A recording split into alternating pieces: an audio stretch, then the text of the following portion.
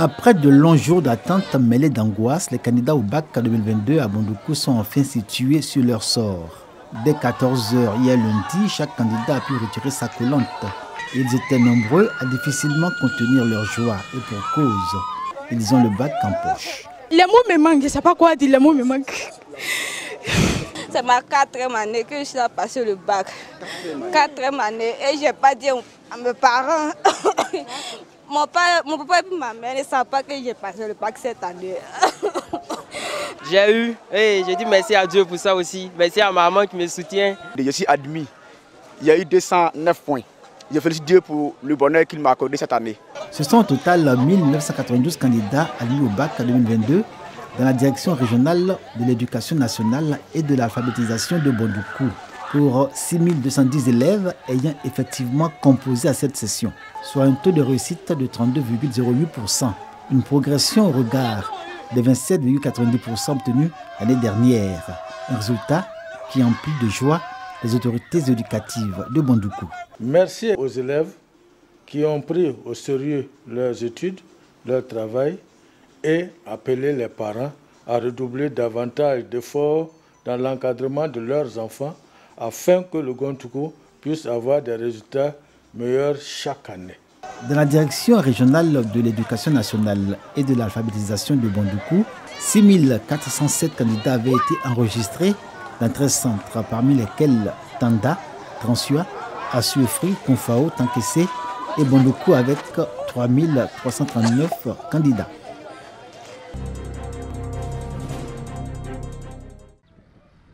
Lycée scientifique de Yamoussoukro. L'âme, tristesse et désolation. Les symboles partenaires de l'échec. Vous l'aurez compris, ces candidats ont échoué au baccalauréat session 2022. La moisson n'a pas été bonne. Il faudra s'armer de courage et revenir la rentrée prochaine. Ils sont également issus des centres de composition du lycée mixte et du lycée Mami Adjoa. Pour certains, par contre, le succès est au rendez-vous. Le baccalauréat est dans la poche. La joie et le bonheur de savourer le diplôme qui ouvre largement les portes de l'enseignement supérieur et de bien des concours. Avant d'avoir le résultat, j'étais vraiment stressée.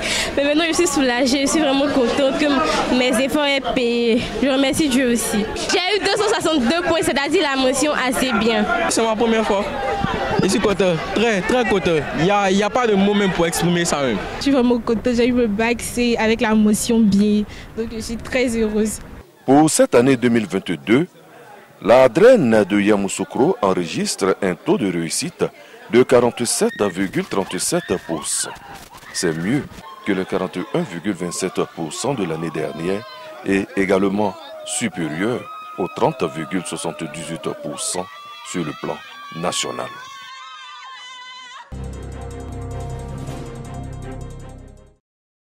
Silence, on développe. Un slogan que les femmes du département d'Adiaké, dans la région du Sud Comoé, veulent réaliser à travers la multiplication des activités génératrices de revenus. Venues des sous-préfectures d'Adiaké, d'Assini Mafia et d'Ethiopie, elles réclament le soutien des élus locaux et expriment leur reconnaissance à Aka Awele, président du conseil régional. Prendre le président d'Issezek comme notre modèle est un engagement important qui nous invite à cultiver au quotidien des valeurs de cohésion, d'humanisme, d'abnégation au travail. À ce jour, le Conseil régional du Sud Comoé enregistre plusieurs milliards de francs CFA investis pour l'autonomisation des femmes. Le président Eugène Aka Awele leur a réaffirmé son appui et les invite à prôner le vivre ensemble. Merci donc de partager mes convictions pour qu'ensemble nous constituions une force sûre, capable de faire prospérer la vision de son Excellence le Président de la République, Alassane Ouattara, pour faire prospérer notre région, pour notre pays et pour les mamans que vous êtes.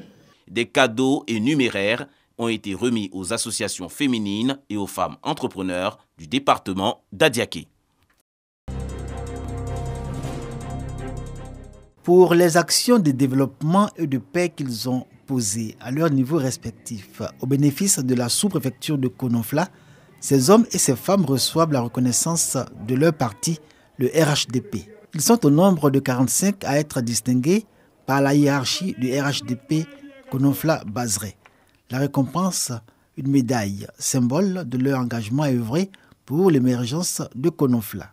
Par solidarité et au nom d'un objectif commun, 15 autres personnes, acteurs locaux du développement et membres des partis PPACI, PDCI et FPI ont été également distingués.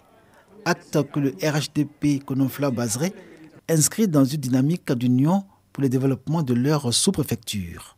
Je suis PDCI RDA. Néanmoins, d'histoire de parti, les gens se battent. Non, tout ce qu'on veut, c'est le développement. C'est le développement que nous voulons. Nous sommes déjà à un certain niveau, mais nous voulons aller un peu plus loin. Le développement est un processus dynamique. Donc nous avons voulu remercier les populations qui nous soutiennent depuis le début, mais également leur rappeler que le plus important, c'est de s'entendre pour le développement, sans aucune exclusive. Quelles que soient nos différences, ce qui nous unit est plus grand que ce qui nous sépare. Konofla, chef-lieu de sous-préfecture dans le département de Saint-Froid, région de la Maraoué. Une ville cosmopolite à l'activité économique dynamique, favorisée par la densité de sa population et son riche potentiel agricole. La ville fait partie des zones de forte production de cacao et de vivriers dont se targue la région de la Maraoué. Et comme acquis en termes de développement et de progrès, l'existence d'infrastructures socio-économiques, sanitaires et éducatives, source de progrès et de bien-être de ces populations. Fort de ces bénéfices, hommage a été rendu au président de la République Alassane Ouattara.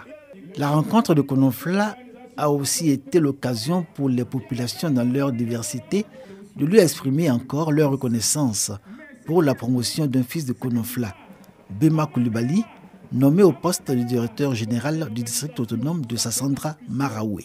Sans animosité, ils ont choisi la voie du développement, du vivre ensemble. La cohésion, la paix, ils ont cultivé cela. Parce que nous avons la même vision. Et ça, c'est l'idée du président Alassane Ouattara. Si le RHDP Bazré Konofla œuvre pour l'illustration de ce parti dans la région de la Maraoué, il se veut surtout une force de réflexion pour impulser le développement et le progrès de Konofla. Augmenter la performance des producteurs agricoles et les rendre plus compétitifs. C'est l'objectif du projet ProCiv lancé par l'Allemagne à travers la GIZ. Il s'agit d'intégrer des techniques innovantes dans la pratique des activités agricoles. À Adzopé, dans la région de Lamé, les producteurs de bananes plantains, de manioc et de cacao, réunis en coopérative, reçoivent une formation. La GIZ, à travers ces projets, ils nous aident, ils nous soutiennent par rapport à tout ce qui se passe. Et quand ils ont demandé à ce qu'on puisse venir pour ce lancement de ce projet-là, on a vu que c'était encore meilleur. Nous devons tout faire pour mener à bien ce projet, ce programme, afin que d'autres coopératives dans toute la Côte d'Ivoire puissent en bénéficier. Selon le chef du projet, cette technique innovante est une réponse à la lutte contre la faim et la cherté de la vie. Le plus important est le dialogue avec les agriculteurs et avec les représentants des coopératifs. Seulement ensemble, nous avons la possibilité d'améliorer les innovations qui sont très importantes pour améliorer la productivité et aussi les revenus pour les petits agriculteurs. En marge de cette rencontre, des coopératives agricoles ont reçu des tricycles afin de faciliter l'acheminement de leur production sur le marché. Des actions qui permettront également d'améliorer leurs conditions de vie. Les autorités préfectorales et le conseil régional de Lamé saluent cette initiative qui accompagne les actions du gouvernement.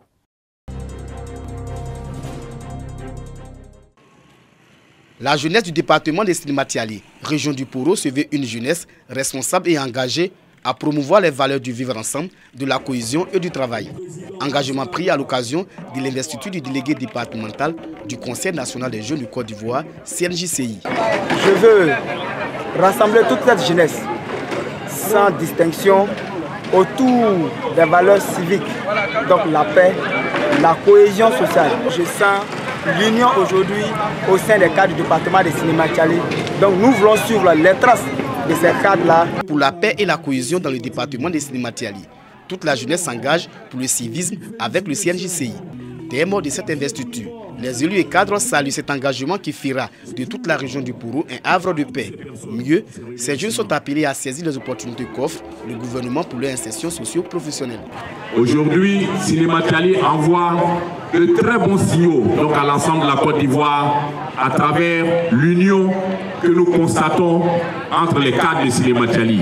Le représentant du directeur du cabinet du président de la République, Fidel Sarasoro, fils de Sinématiali, exhorte la jeunesse à être le fer de lance du renforcement de la paix et de la consolidation de la cohésion sociale. Le président de la République a mis en place des systèmes pour encadrer la jeunesse à aller à l'emploi. Le ministre a mis à votre disposition ici la case numérique où tout le monde, tous les jeunes, vous pouvez aller vous former. Cette cérémonie d'investiture a été précédée par une séance de sensibilisation des élèves en classe d'examen pour de meilleurs résultats. La délégation départementale du CNJCI accompagne ses candidats avec des cours de renforcement.